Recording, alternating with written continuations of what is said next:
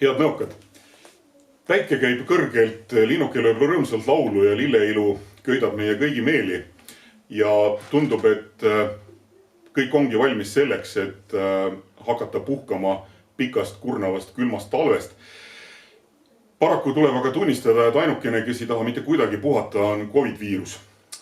Kui veel 2 nädalat tagasi olid Nõo valla numbrilised näitajad niisugused, et me olime Eestimaa valdade edetabelis kõige tagumises otsas ja meil oli ainult 1 nakatunud inimene Nõo valla elanike hulgas, siis täna me kahjuks oleme selle tabeli liidergrupis, kus tegelikult üldse olla ei tahaks. Ja meie positiivset proovi andnud inimeste hulk on täna 20 peal.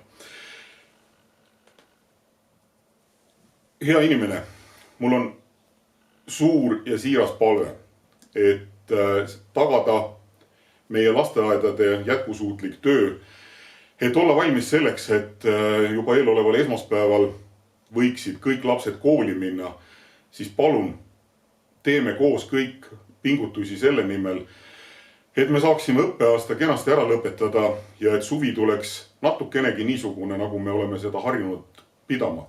Et me saaksime nautida välietendusi, et me saaksime osa kontsertitest ja mis kõige tähtsam, et me oleksime terved.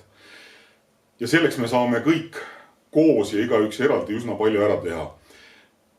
Palun, ära tule tööle või kooli, kui sa tunned ennast kehvasti. Täna ei ole perearstidel niisuguseid järjekordi nagu veel mõni aeg tagasi. Täna ei ole ka proovi andmine nii pika järjekorraga, nagu see veel mõnda aega tagasi oli. Pööra palun tähelepanu oma enda ja oma lähedaste tervisele. Kui on võimalik, siis võta vastu kutse vaktsineerimisele, hoia distantsi, kanna maski, suhtu vastutustundlikult iseenda ja seeläbi kõigi oma kallite lähedaste tervisesse.